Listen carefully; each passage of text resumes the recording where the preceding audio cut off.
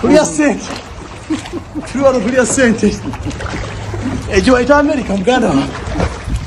Mwobona abona. Butuliera tubona abona. Nenda swimming pool. Mfugwa bwenywamuko. Namumanyi wedulu. Wedulu.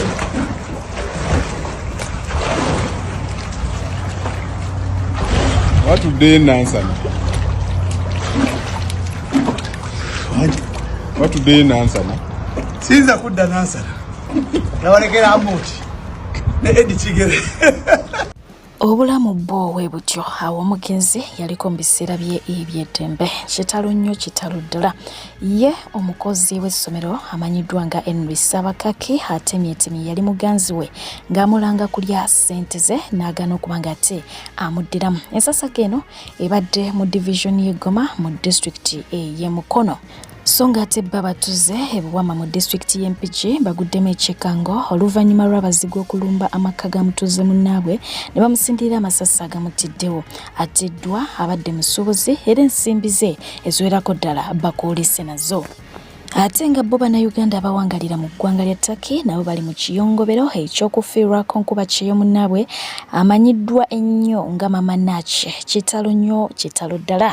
Wadde nga Bannayuganda abawangalira mu ggwanga lya Syria bavaayo ne beekubira omulanga jjojjozi wano olw'olutalo oluyindayinda nga basaba buyambi okuba nga ate bagibwayo boolyawo nabo bataase obulamu. Omukulu amanyiddwa nga Okello Oryem ng'ono ye minisita w'ensonga z'ebweru w'eggwanga avuddeyo bw'atyo n'abategeeza nti talina nteekateeka yonna yakuzza Bannayuganda abali mu ggwanga lya Syria olutalo gye lukwajjira kubanga beetwalayo bokka ate nga n'ekitebe ky'eggwanga lya Uganda yababuuzizza oba tebakimanyi. Amangu ddala nga gavumenti ebadde mu buyenza mu ggwanga lya Syria emaze okuba nga ate ewambibwa bingi ebyagenze mu maaso okuba nga ate bizuulibwa oba bikolebwa era ng'omwo mwe mwabadde okukunulayo bannansi ababadde bakwekebwa wansi mu mpuku wabula nga ate waggulu wabadde wazannyirwawo omupiira gwa volleyball nga toyinza na kumanya nti wansi eyo waliyo abantu abadde baakumirwayo. Bano nno bagiddwayo era nga babadde mu mbeera etali nnungi n'akamu n'akatono ddala. Kino nno kyawadde abamu Bannayuganda essuubi abaabulwako abantu baabwe nga tebalaba ku mirambo gyabwe wabula nga n'okubawuliza ate babawuliza nti oba oliawo olunaku lulikya nabo ne baddamu okuba nga ate babalabako.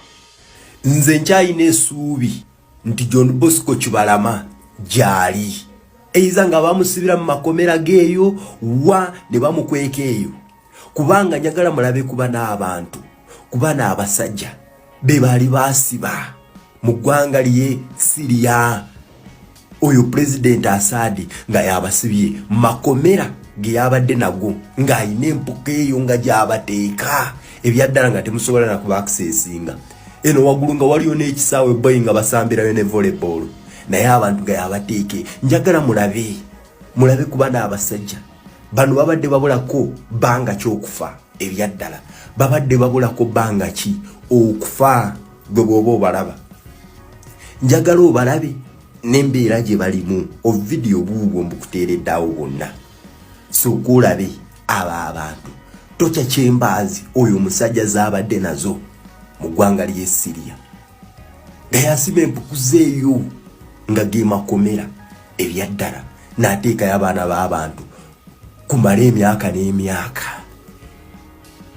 Kati mulowoozaga n'amakomera nga bwe mugalaba mwami Museveni tagayina wano. Mulowooza mwami Museveni tagayina wano. Mulowooza teyaga buli dictator yenna asimanyi ndi mu myaka 3 nfuze myaka 4 nfuze myaka 5 nfuze myaka 2 buli dictator yenna mwami Museveni tayinza kubanga tayinagana amakomera wano era tewayinza kubanga tewaliyo Bannayuganda wano nga yabateekayo myaka n'emyaka era abamu nga twabeerabira abamu nga twalowooza nti baafa naye nga gyebali nga kituufu abamu baafa abamu nga gyebali embeera gye bayitamu nga nzibu nnyo ng'abasibye emyaka n'emyaka. Olwamaze okutwala Assad nga talinnya bamenyaga amakomera kunoonya ba relative baabwe abakyala kunoonya ba baabwe okategeera abaana kunoonya ba taata baabwe abazadde baabwe be baali basiba naye ebyaddala njagala obalabe ye embeera gye babaddemu abo abasobodde okufuna omukisa ne basanga abantu baabwe nga bakyali balamu naye ye embeera gye babaddemu banaye akaseera katuuka ne wano kimmanyi what I'm sure of wane Uganda tewali njawulo naye just a matter of time.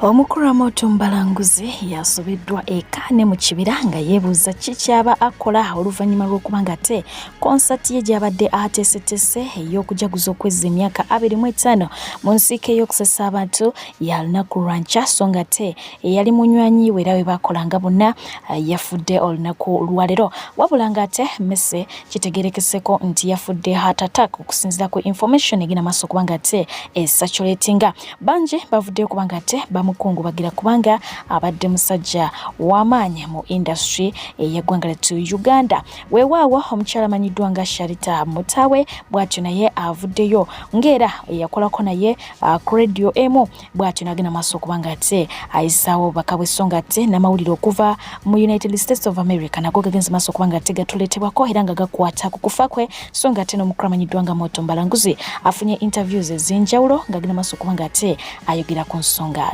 zimu.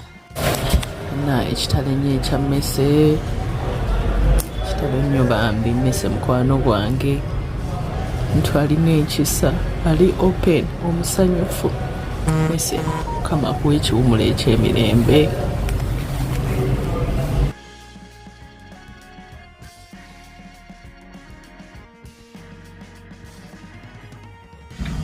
Bannayuganda abali Uganda n'abali wano mu America balamusizza nnyo amannya Charles Bukenya Muvawala nga nze UNA Vice President ntuusa obubaka buno obw'okubabikira mwenna olwa muganda waffe DJ Messi amanyikibwa nga Messi mu Malula family amanya g'amatuufu ag'obuzaaliranwa ye Nicholas Mpire yatufuddeko ekiro ekikeesezza olwaleero ku makya ga leero mu kibuga Arizona yafiiridde yafudde heart attack. Ffe kye tulowooza naye nga ebisingawo tugenda bitegeera nga abasawo batubuulidde naye ffe nga ffe n'ababaddewo nga ava mu bulamu bw'ensi eno tulowooza nti heart attack nti Messi yakomyewo okukola nga mulamu bulungi nga bulijjo era as a comedian nabeererako ne banne wabeera nabo ne bajokinga awo n'abagamba agenze kuwummulako kubanga enkya olw'erwaleero alina okukeera okukola wayiseewo eddakiika nga 10 ate ne babayita nga muganda waffe ataawa ne baga nti yafuuse baga nti alina akamuluma wano nga kupeere mu kifuba naye of course embeera zaffe eza bulijjo ofuna akapainkiller naye ndowooza kabadde serious. Ese bayise bannaffe okugenda omutuukako ng'asamba bakubidde ambulance omutwala mu ddakiika 3 ne bapronouncing dead eya munnaffe Messi. No bwe bubaka obusoose obuli official ate tujja kuba nga tuddamu okubategeeza tukyateekateeka kulaba nga muganda waffe tumufunira funeral home egenda omutereka paka ate kwe tunaamukomezaawo Uganda naye nga tubakakasa nti muganda waffe munakatemba munnaffe comedian tugenda kulwana okulaba nga akomawo ku butaka ate ne tugumya family ne tugumya neba artist mwenna okusingira ddala mukwano gwange Amoto Mbalanguzi ate ng'oyo n'ekivu enkya nti tukusaasira naye guma twongera kugumya ne bannayuganda mwongere okugumya Amoto akaseera kaayitamu si kangu mwongere okugumya family era tubasaba tunaabakubira omulanga mwenna mu nsi gye muli oba mu nsi ki kuba Messi amanyiddwa mu nsi nnyingi okulaba nga muganda waffe tumuzza Uganda. Tetunnamanya misoso bwe ginaabeera naye tuli mu nteeseganya n'abakulu abatambuza bode bajja tubuulira ate nja kukomawo mbabuulire titwetaaga obuyambi okuzzaayo muganda waffe abadde tannamala wano mu Amerika bbanga ddene adde amazeewo emyaka 2 n'olw'ensonga eyo bwe buno obubaka kitalo nnyo kitalo ddala manya nsigadde ndi Charles Kenya Mubawala Una Vice President.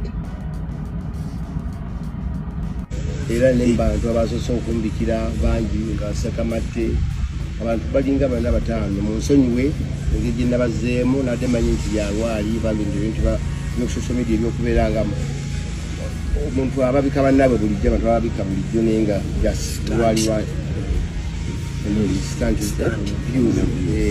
sibazeemu bulungi nkuhumye Sakamate naye nga era nsikkiriza ngaera bubimanyi naye bimaze nenzikiriza kivuddewo era buli omu nga maguma kubangira still sheno bwebeerawo kuba n'esente ze batwetaaza nga ajja kubuwa abagambye tulina okunafu bannayuganda eno okwesonga kino kituna tulina tukibuweereze bali abali eri bannayuganda abali eri abakwasaganya ensonga za mmese Mpiro Nicholas tulabe nga bambi akomawo aziikibwe mu bitiibwa ku bujjajjaabwe Kabaale.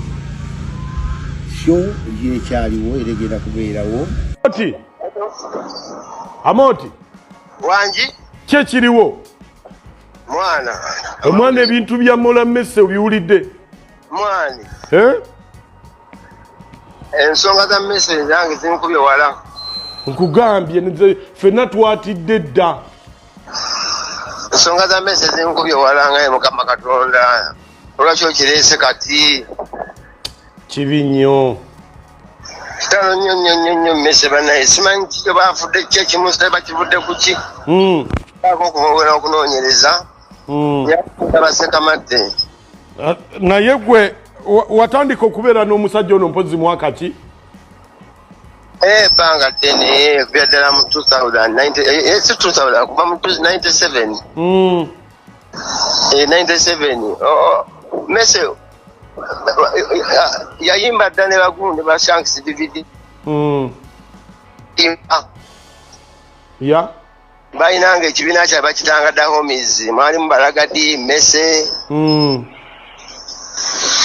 Rasta Robu generation eyo kimanyi Orlando omwami yafa yakolanga yayimbanga n'Orlando Menton Sama so generation eyo ado okujja okwekata kwa amalula okukola okaneko okubeera n'amalula tuwasi ali nkumi 2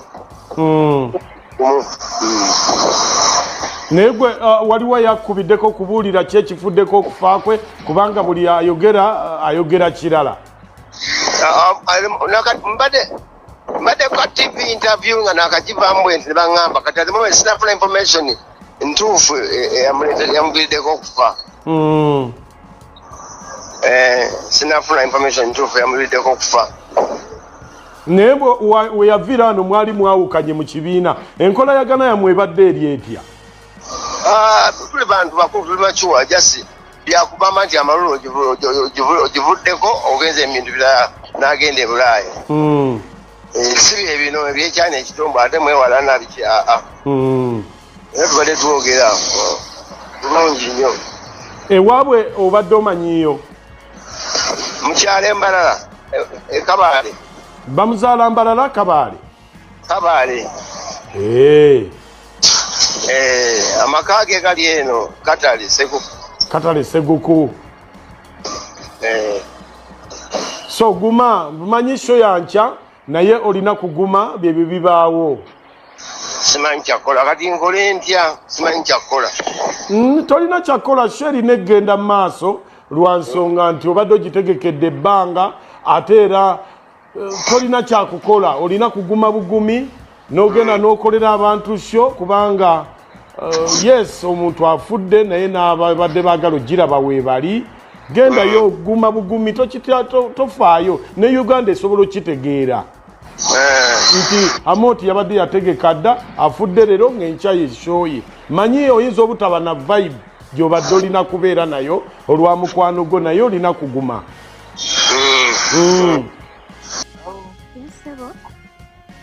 Ono Viola akola ne Spark TV. Yenyo. Yasaba tuwuliddeko ku mawulire g'omukulu Mesebontwe nga tubijje ku Facebook account ye.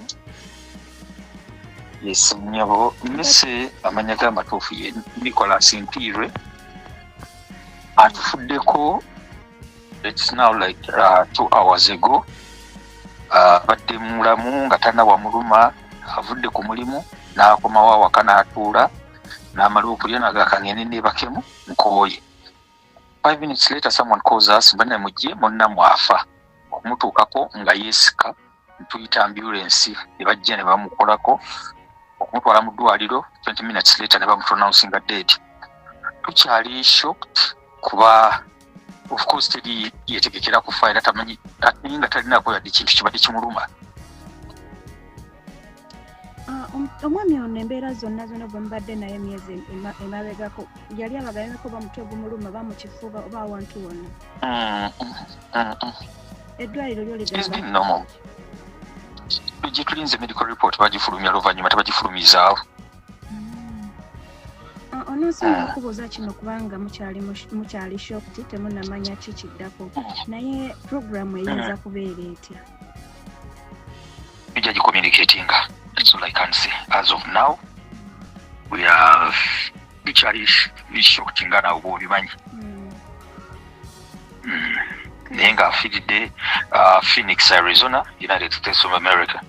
Kitalo nnyo, kitalo ddala. Mungu agumye famire y'omugenzi si byangu. Obulamu bwo bwakokonyo ng'omugenzi Paul Kafero bwe yabiyimba. Weewaawo aba Molden Yes International bakuleetedde omukisa gw'okutwala emitala w'amayanja gwe neetaaga okuba nga ate okakkalabya mu nsi ez'Abawarabu okusingira ddala eyeetaaza ogenda Jordan, Qatar, Bahrain, Kuwait, Saudi Arabia ku mirimu omuli egya cleaning, security, housemaids, baristas ate nga nammwe abaagala okubeera ba waiters and waitresses bagenda kuba nga ate babakwasaganyiza ddala bulungi. Enamba yaabwe ku screen ojja kuba nga ate ogifuna batambuliza ku mazima na bwenkanya. Weewaawo waliwo akatambi akagenze maaso okuba nga ate kasannyalaza abangi era nga kano kakwatiddwa okuva mu district ey'Embalala oluvannyuma lw'omukyala yagenze maaso okuba nga ate awalulwa ab'ebyokwerinda olw'ensonga z'ettaka ng'era bw'ogenda okuba nga ate owulira muwala w'omukyalo ono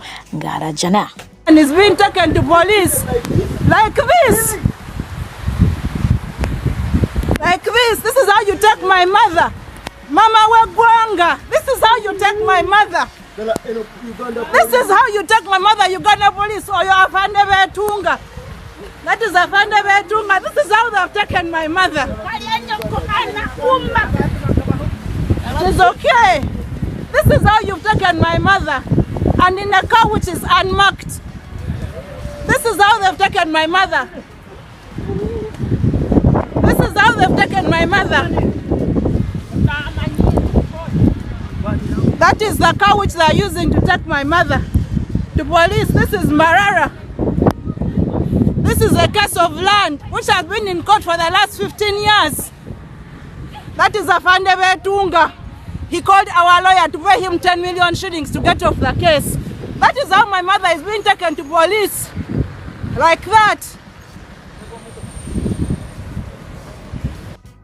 So nga ate oluvannyuma lw'embeera okumala okwononeka bo abafamire y'amayanja kyadda kibasazeewo okuba nga ate Dr. Jose Chameleone bamugye waka bwe badde bamujjanjabira ne basalawo okuba nga ate bamwolekeza mu ddwaliro era nga mu katambi bw'olengera abadde atuusibwa ku ddwaliro wagenda okuba nga ate oba waali mu kufunira obujjanjabi mu kadde kano kennyini. Weewaawo bangi bagenze maaso okuba nga ate bawandiika ku mbeera eno nti omukulu Dr. Jose Chameleone ali critically ill oba ali mu mbeera mbi oba okiwulira okusinziira ku babadde bawandiika nga balaga nti tali conscious. Yes, kakati nno omukulu amanyiddwa nga Penge Penge yalina byatuwandiikidde ku mbeera eno era nga byengenda okuba nga ate nkusomera mu ddakiika eno kutusseeko n'ebya Bad Black ku nsonga yemu yennyini eya Dr. Jose Chameleone ate oluvannyuma tubeere nga tukola ki tweyongerayo.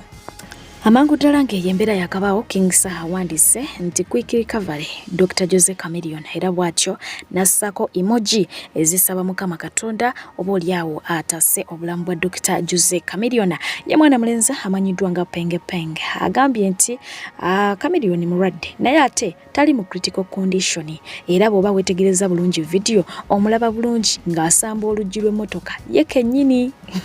Bw'atyo n'agamba nti famire ayimirira wamu nayo era bw'atyo n'asaba omukulu oyo abeere nga ate awona mangu. So ye bw'atyo bw'awandiise ate nga ye omukyala amanyiddwa nga Bad Black agambye nti omusajja ayagala mukazi we bwe bukolomooni obwo bw'olaba obutandise kubanga okusinziira nga bw'alaba yandibanga oba oliawo alwadde insidiria kye tuba tugamba kuba bw'abaayo yamwagalwawe.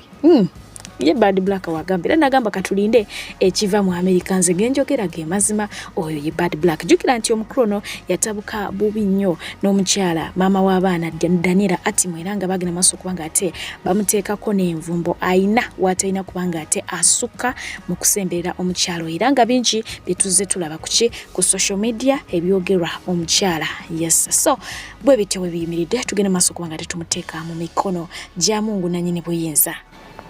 Bujingo products zitandise okuwera. Yes, era nga wenjogera omusumba omulala yagobye mukazi we gwalinamu abaana mukaaga n'awasa omulala ng'agamba nti Mwoyo Mutukuvu ye yamulungamisa agobe mukazi we ow'empeta.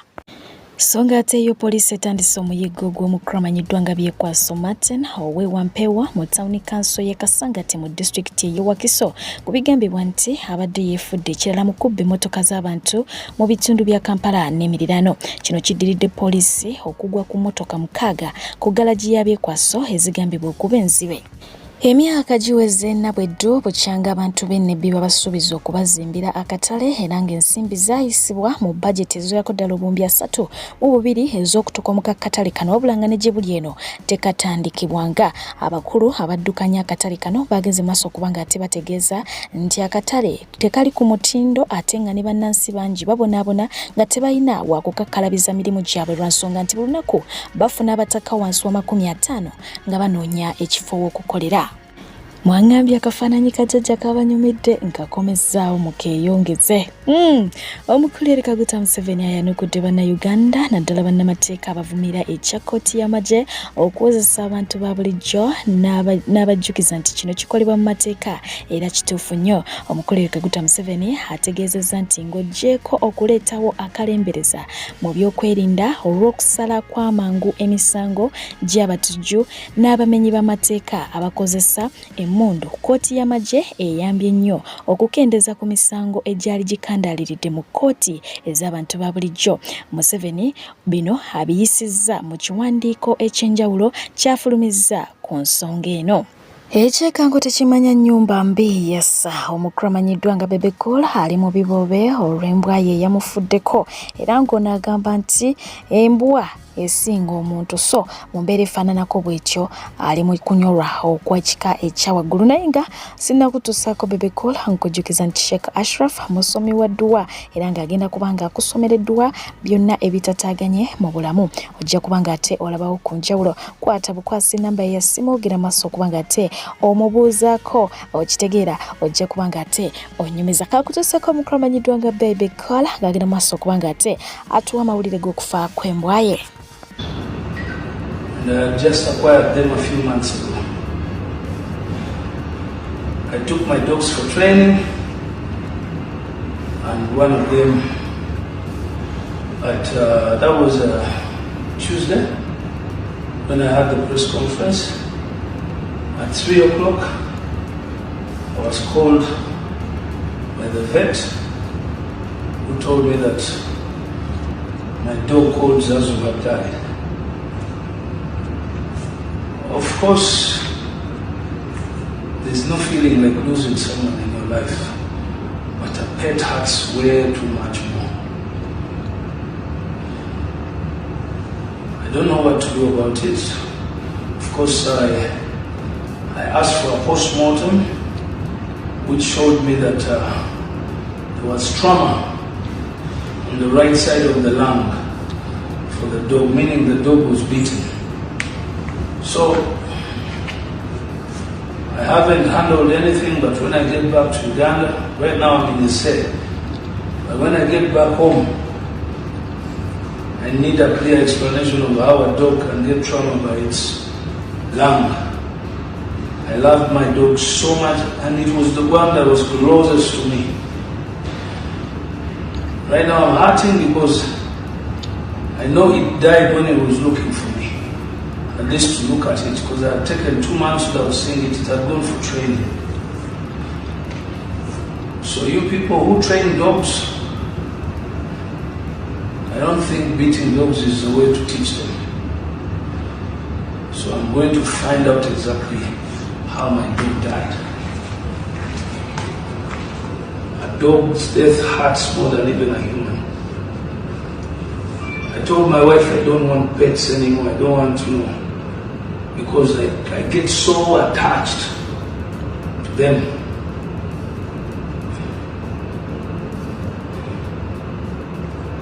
But anyway, all things happen. Naye lazima n'okutegeera lwaki embwa yange yafa.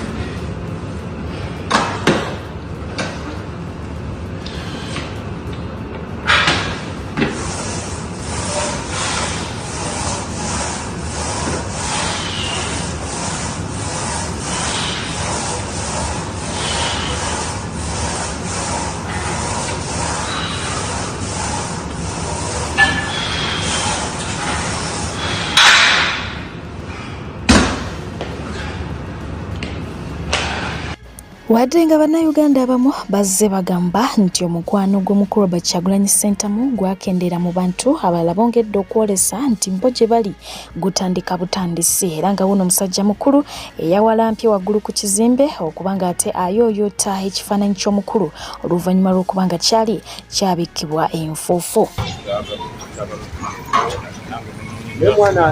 Yakuba ekifaananyi ekyo newankubadde kigende kigira naye yakuba kubanga omuntu yasigalawo nga yoyo munye kitegeera oba okusa ekifaananyi kyagagenda nawo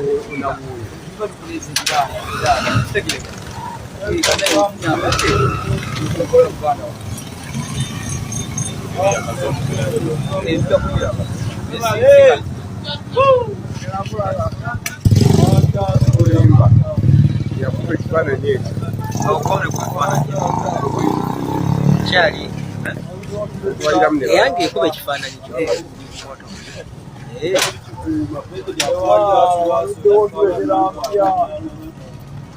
matovu amukuuse matovu nabagamba abengabi tebategeera tofayogera nakumuyumunguza agala munyimunguza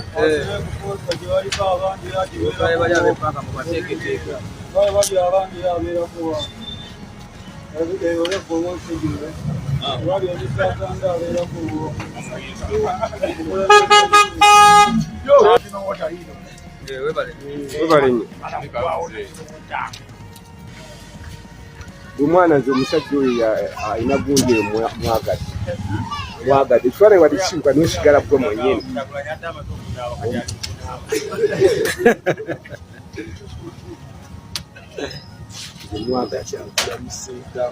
oyo no wangabi naye yeganye empuuga kati fe twasigadde wa Kyagulanyi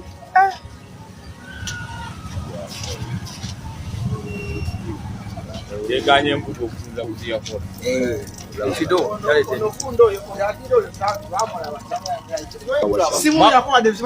mwami Matovu omukulembeze muyire ku lizi naabe bulungi abeere kyata naawe awanga awali erinnya Bobi Wine awo tereeza erinnya awo awali erinnya Bobi Wine awo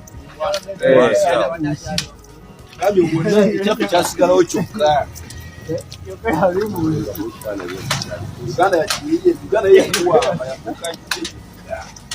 oyo namba wano ku president. Omukulu Muhoozi Kainerugaba yakoze enkyukakyuka mu magye g'eggwanga lyettu Uganda bulambalambangira kubanga atemba Sebuza mwana mulenzi amanyiddwa nga Samid Mighty akyalina emboozi y'ekkomera mpitirivu era nga akyalina obubaka eri ababali mu buyinza okuweereza mbatepeje webale nnyo webalire ddala okubeera omulabi omulungi atalayikinze layikinga atasobodde commentinga is okay webale nnyo webalire ddala beera bulungi weeraba. Osiwe Makshoni B njagala alekulire kuba video nyingi nkyazita njagala deputy Katate alekulire ini charge Kasujja atwala eddwaliro osenya abasibe ogoba abasibe okufuna eddagala n'obazaayo mu ward abaana bafiira mu maward ninga abasibe be mulina abasinga abajudde mu makomera baali mandi kitegeeza emisango tegibasinganga. Munnayuganda olinza okuba wano toyagala wulira kigambo musibe ngera waliwo eyakuttira omuntu oba eyakubba ngera wowulira kigambo musibe owulira ddala bubi bangi bagamba oli mu makomera atoyagala oli matooke biki kituufu olinza oba n'obukyayibu naye waliyo abasibe nga Bobby Yanga tayina musango waliyo abasibe nga tiimu y'amachete tebaliyo nti bafandingibwa famire zaabwe zisasulirwa lenti oba zisomesebwa baliyo lwakuba tebayina misango bali ku ntoli zaabo abeefuula bannyinensi beba abasibe betuli okulwanirira naawe okimanyi bulungi Uganda ejjudde abasibe abayitirivu abaana abato abavubuka abalina ebirooto bali mu makomera ku busango obwandiwedde ne chairman bali mu makomera. Nsaba oyimirire kwene ensonga yadde to supportinga yadde tonjagala era oyinza okuba onkubamu ebituli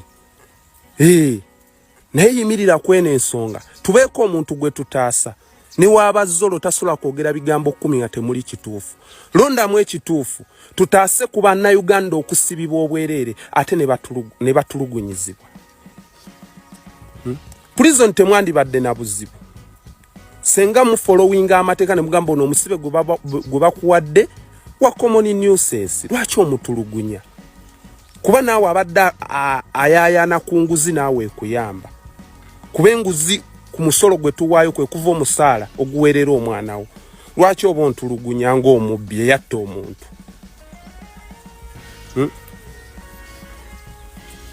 bannange yene ensonga yange gye nnyimiriddeko firi political prisoners okusiba bannayuganda awatali musango ne mubakkirizisa emisango bagende balime faamu zammwe muleete ebiroole n'ebiroole by'emmere ng'ate bo balya bubi faamu nga yisimba nammwe kooti ezitayita bantu nzija mwenna nzija ngenda kubakoowoola okunoonyereza okufu mu gavumenti eno ne musiba abantu awatali misango ensonga gye nnyimiriddeko eya prison. Sijja kubatya ekijja kijje prison taginga byabashayiza atwala amakomera oba musheyalingira vidiyo eno esobola okumutuukako saawa ya leero nkyali ku bulumi bwa munnayuganda asibibwa n'atulugunyizibwa nga n'emisango teyagizza ntandikidde Luzira we nalaba ebikolobero bino ebyali Luzira nayagala nzije nkozesa social media yange mbyogereko mwali mujja kuwakana kuba buli omu abyogerako bwogezi nenkola ekisoboka nembibalaga mu butambi ate nga nkyabibalaga. Osiwe Luzira Makshoni B omwami Kayeru deputy wo Musiime ye deputy Sadi Command ye Katate omukyala sigenda mwogerako oyo omulala ngenda kwogera ne ku Kasujja in charge w'eddwaliro atwala eddwaliro we natuuka Makshoni B mwampisa bubi era nabalabula omusango gwange tegwali menti kusibibwa mu komito naye mwantulugunya ne munteeka mu komito omutali mazzi nengezaako okulaga obutali bumativu mwankuba okutuuka okunyonoona akawago ne munvuga ekiro sawa 6 ne munkasuka ekitalya. Era wano nsaba netondere osiwe ekitalya bambi. Ate njagala kwebaza ne deputy w'ekitalya. Siri wano tinoonya bampano oba following, ndi wano okuwa ekituufu ekyo. Taata mwanzi janjaba ekitalya. Mwebale nnyo mwebalire ddala. Era n'abasiba abaliyo be mukuumye omuli bamachete mwebale nnyo kubakuuma ebbanga eryo. Nga womanyi nti amaka gafa taata. Taata waaba omubi ng'akuba maama anywa omwenge kiba kyakulabirako kibi eri abaana. N'amapulizoni gano gafa ba osi. Afande Kayeru osi najja mu ofiisi yo. Nenkunyonyola nenkugamba omusango gwendiko sirimenti kubeera mu komito. Taasa taata onteeke ewalala. Gyontadde basibirayo ba misango mingi. Walaga nti olina order from above. Omanyi wonyigiriza ennyindo ogireeta omusaayi. Mwanyigiriza okutuuka ku kino. Okola ekisoboka mbe nga nsobola ofulumya information yenu eri mu makomera. Byabashiiza ekinkozesa kino njagala kistopinge. Firiba gaini ze muwa abasibe okubakiririzisa emisango gye batazza mubatwala mu zifaamu zammwe kulima.